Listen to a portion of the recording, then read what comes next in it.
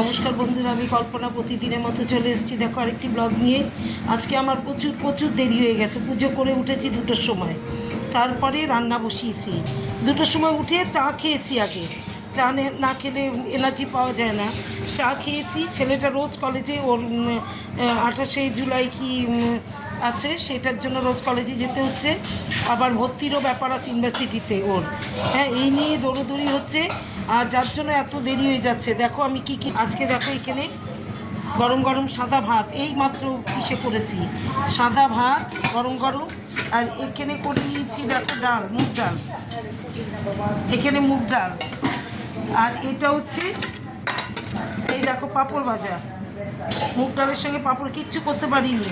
আর এটা চাটনি করেছি, তোমার আমসত্ত্ব দিয়ে আর টমেটো দিয়ে চাটনি করে নিয়েছি, চাটনি।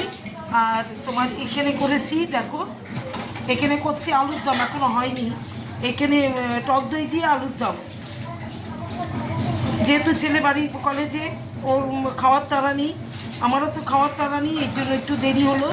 আর পুজো করে উঠেছি দেরি করে, 2টোর পরে পুজো করে উঠেছি। তারপরে চাটাকে এই যে কাটাকুটি করে রান্না বসালাম। এই দেখো ঝামেলা শেষ নেই। তারপরে লোক আসে, গ্রিলের লোক আসে, এই লোক আসে, সেই লোক আসে, লোকের সঙ্গে কথা বলতে গিয়েই দেরি হয়ে যায়।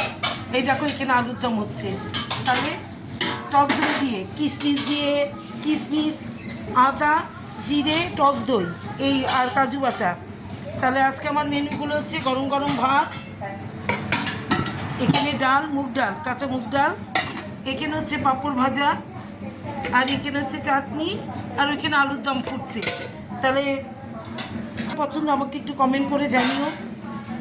শুভ দুপুর কি এখন, শুভ বিকেল হয়ে যাচ্ছে, তাও খেতে তো প্রচুর দেরি এখনও।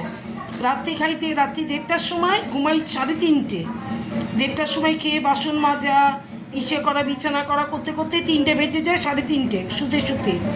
আর দুপুরে খাই 6টা। হ্যাঁ, এটা খাওয়ার সময় না।